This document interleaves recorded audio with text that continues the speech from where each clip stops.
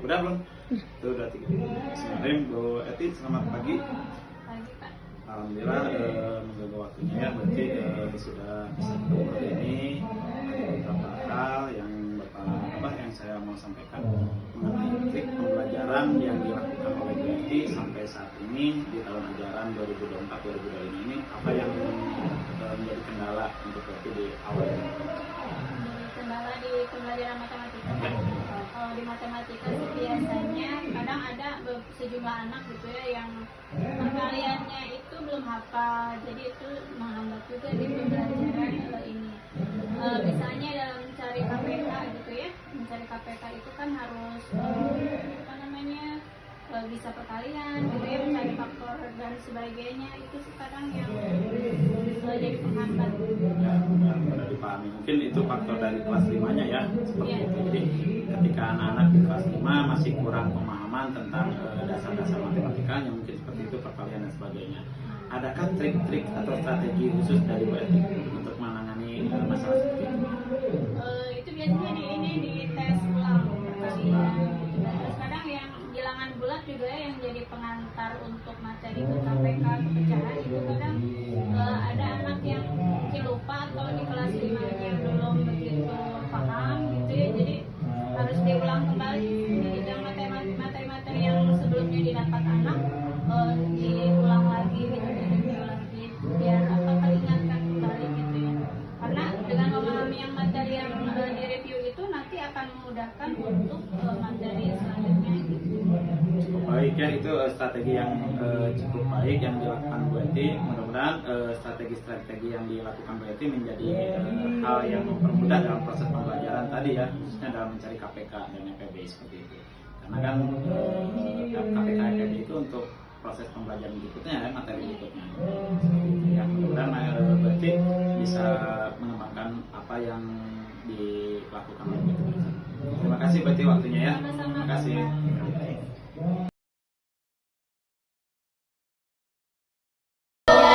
Disebut penyebut. Ini ada syaratnya ya. A dan B itu adalah bilangan bulat, dan yang penyebut itu tidak boleh sama dengan 0. Karena kalau jadi 0 nanti hasilnya akan berbeda. Dan itu nanti pelajarannya SMP biasanya. Nah, untuk perkalian pecahan, kalian sudah tahu ya. Perkalian pecahan itu gampang sekali, tidak seperti penjumlahan. Jadi pembilang dikali dengan pembilang, kalau penyebut dikali dengan penyebut. Ya. Selanjutnya, nah, coba ibu mau salah satu dari kalian membacakan. Di sini ada sebuah soal cerita. Silmi, bacain. Ibu mempunyai 1/2 bagian jeruk dan akan diberikan 1/4 bagian jeruk yang dimiliki ibu pada adik. Berapa bagian jeruk yang dimiliki adik? Nah, di sini ada gambar sebuah jeruk. Kalau jeruk itu sebuah atau sebukit? Ada sebuah jeruk. Ibu mempunyai setengah bagian jeruk. Jadi ini ceritanya jeruk milik ibu ya, cuma setengah, dan akan memberikan 1/4 bagian jeruk yang dimiliki ibu kepada adik. Jadi adik akan memberikan jeruk ini dari yang setengah ini ya. Pertanyaannya adalah berapa bagian jeruk yang dimiliki oleh adik? Berapa yang akan diberikan pada adik? Caranya bagaimana? Dipotong. Berkaitan dengan pecahan, kira-kira bagaimana, Kak? Kurang. Ini jeruknya yang ibu sepotong atau setengah gitu ya, 1/2. 1/2 itu kan sama dengan setengah. Nanti yang dari setengah ini akan diberikan 1/4-nya kepada adik. Jadi dapatnya segimana adik? Siapa yang bisa menunjukkan dapatnya kira-kira segimana? Diarsir aja, cung yang bisa. Stop, Asyik maju ke depan. Diarsir aja, misalnya dapatnya nanti segini, diarsir. Nanti yang didapat oleh adik berapa? Diarsir, mana yang akan didapat oleh adik? Sebegitu? Sebegitu. Ya, terima kasih. Menurut Asyarif, nanti Adi itu akan dapatnya seperti ini. Ini kan berapa per berapa? 1/4. Jadi kalau dihubungkan dengan perkalian pecahan, bagaimana cara mencari yang 1/4 dari setengah itu?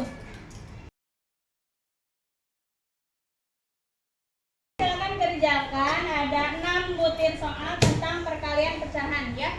Silakan dikerjakan di buku tulis masing-masing.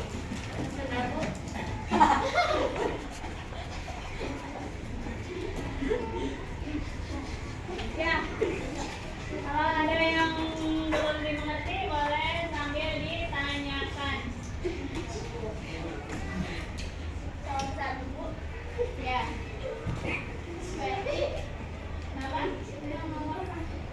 Nomor 1, 1/7 kali 2, 6/8. Di sini ada pecahan apa ini? Pecahan campuran. Kalau pecahan campuran harus bagaimana dulu? Diubah dulu menjadi pecahan biasa. Masih ingat kan caranya gimana? Bawah kali pinggir ditambah atas kali bawah. Ya, jadi 8 kali 2 dulu baru ditambah dengan pembilang per penyebut yang ada di sana.